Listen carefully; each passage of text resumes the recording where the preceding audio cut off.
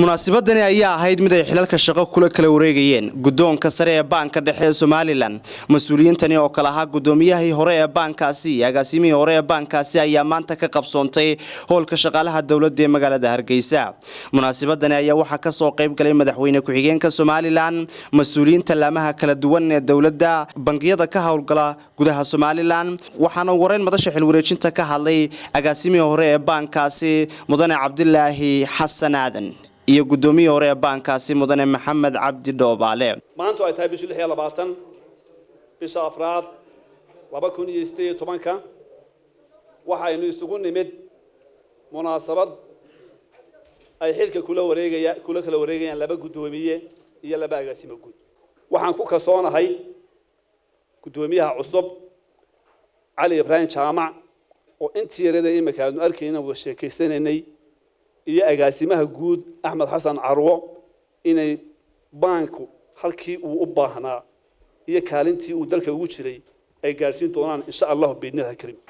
ta kale ma hadna runtii aan ugu soo jeedinayaa isagana waxa weeye madaxweyne ku-xigeenka oo in badan taliya tusaale nala daba taagnaa oo kamid aha mararka qaar gudiyada chairman waxa oo hadiya habeen isku ka yeeriyay oo la warba dhinacaas bay ka jirtay bal dhinacaana iyadana iska eega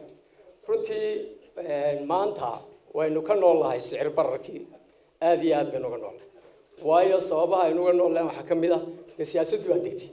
sidoo kale iyana waxa goobta xil wareejinta ka hadlay maamulka sarsare ee bangiyada iyo xawaaladaha ka hawlgala gudaha Soomaaliland insha Allah kuul cusubay marka la keenay waanu saaxiibi doonaa hadii alla yiraahdo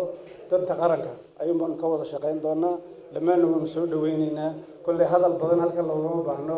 qaad xirno la sii sabootaya qaarna la soo dhaweynayaa waxaan u hambaleynayaa xilka cusub ee gudoomiyaha iyo agaasimaha cusub oo loo magacaabay ilaahay inuu noqdo mid u fududeeya mid wadankeena horumar u keena mid dhaqaalaheena inoo sii ballaariya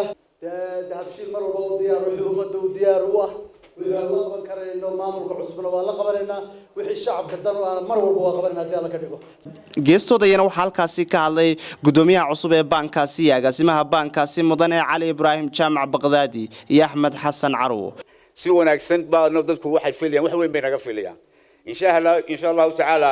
ma noqon doono maroodigii fooshay kanaacada dhale waxaanu noqon doonaa maroodi dhala xulay filashada naga filaysaan waxa weeyna waxaan filaynaa in aan u baahanay taageeradiina iyo ducadiina waan u baahanahay hawsha hortaala waa laba qodob aan waajahayna inkastoo hawlo badan yaaliin haddana waxaan priority siinay waxa weeyaan shilinka Somaliland inaanu dejino sicirkiisa oo uu noqdo hard currency-ga Somaliland oo laga maarmo dollarka iyo cumlada kale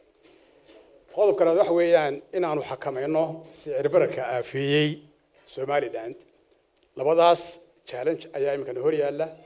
oo aan doonayno inaanu saaro priority-ga waxa gabagabadii munaasabadaasi ka hadlay isla markaasina mas'uuliyiintaasi xilalka u kala wareejiyay madaxweyne ku-xigeenka Soomaaliland mudane Cabdiraxmaan Cabdilaahi Ismaaciil Saylici runtii marka hore waxaan u mahadnaqayaa saaxiibadeedii hore gudoomiyihii hore iyo agaasimihii hore runtii waxaan soo dhaweynayaa